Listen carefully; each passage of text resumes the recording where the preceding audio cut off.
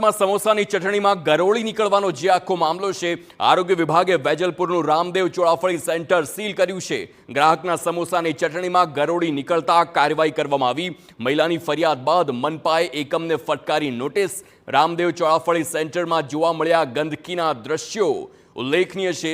ચીવનાયનમાં અહેવાલ પ્રસારિત થતાં જ અને મહિલા ગ્રાહકની ફરિયાદ મળતા જ મનપાએ તાત્કાલિક પગલાં લીધા અને ચોળાફળી એકમને સીલ કરી નોટિસ ફટકારી છે।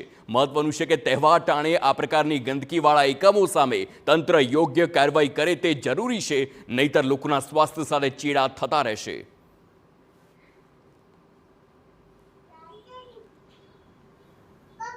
અમદાવાદના ખાદ્ય એકમોમાં એક બાદ એક જીવજંતુ અથવા તો હાઇજીન ના દાખવવામાં આવતી હોવાની બાબતો વારંવાર સામે આવી રહી છે। ત્યારે અમદાવાદના વેજલપુરમાં આવેલ રામદેવ ચોળાફળી સેન્ટરમાં એક આવી જ ઘટના સામે આવી છે કે જ્યાં એક મહિલા અહીંયાથી સમોસા અને ચટણી લઈને ગયા હતા, ત્યારબાદ એમાંથી ગરોળી નીકળી હતી અને ગરોળી નીકળ્યા બાદ અમદાવાદ મહાનગરપાલિકાની ટીમ દ્વારા કાર્યવાહી કરવામાં આવી છે અને કાર્યવાહી કરતાં એમના દ્વારા આ જે યુનિટ છે એને નોટિસ આપીને સીલ કરવામાં આવી છે। મહત્વનું છે કે જ્યારે મહિલા એ ચોળાફળી લઈને જે સમોસા લઈને એમના ઘરે પહોંચ્યા હતા, ઘરે પહોંચ્યા બાદ એમના દ્વારા ખાવાની શરૂઆત કરી હતી ત્યારે એમાંથી ગરોળી મરી ગયેલી જોવા મળી હતી અને ત્યારબાદ એ મહિલા અહીંયા પહોંચ્યા હતા, એમને ફરિયાદ કરવાની ચીમકી આપી હતી અને આમ છતાં પણ દુકાનદાર માન્ય ન હતા। ત્યારબાદ મહિલાએ મહાનગરપાલિકામાં ફરિયાદ કરી હતી। મહાનગરપાલિકામાં ફરિયાદ કરતાં તુરંત જ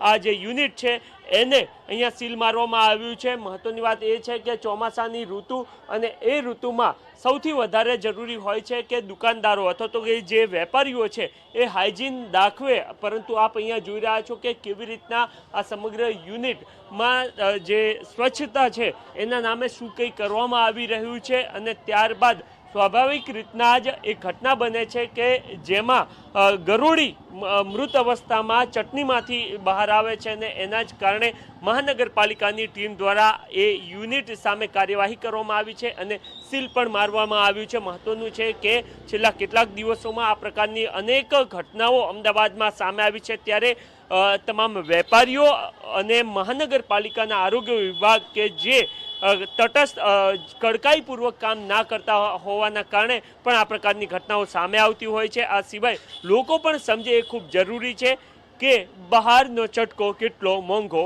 પડી શકે છે। કેમેરામેન ઇમરાન શેખ સાથે નરેન્દ્ર રાઠોડ, TV9 અમદાવાદ।